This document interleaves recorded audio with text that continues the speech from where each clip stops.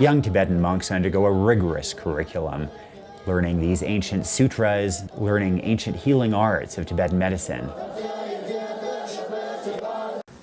But not all the scenes in monasteries like these are so serene. Lavrong Monastery is now virtually under siege. There's a police presence on the streets. Tibetan monks are very fearful of talking freely about what has happened. I did engage this monk. On the one hand, he wanted me to know what was going on. On the other hand, he was terrified for fear that that would get back to him.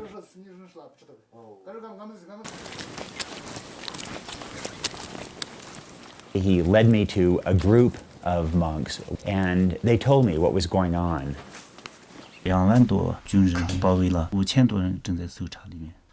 After the riots, 20,000 Chinese troops surrounded our monastery. 5,000 of them entered and searched for monks who had participated in the riots.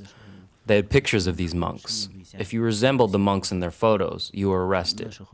But they arrested many monks for other reasons. If you didn't have an ID, or even if you looked at them the wrong way. Over 200 monks were arrested and beaten. During April, the government organized a media tour of our monastery to show how peaceful things were. But about 17 monks came out and protested.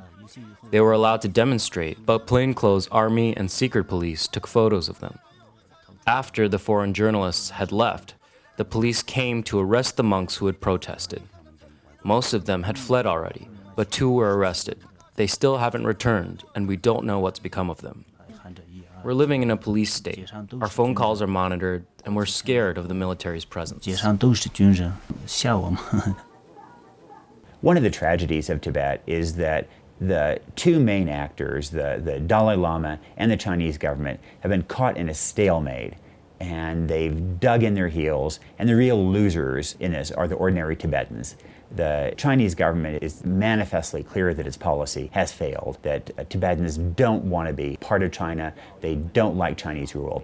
But the Dalai Lama as well, his policy has failed. He has managed to get international scrutiny, he's managed to win the Nobel Peace Prize and international acclaim, but he hasn't managed to protect his people from migration from the rest of China into Tibet and from cultural changes that really do threaten the life in Tibet.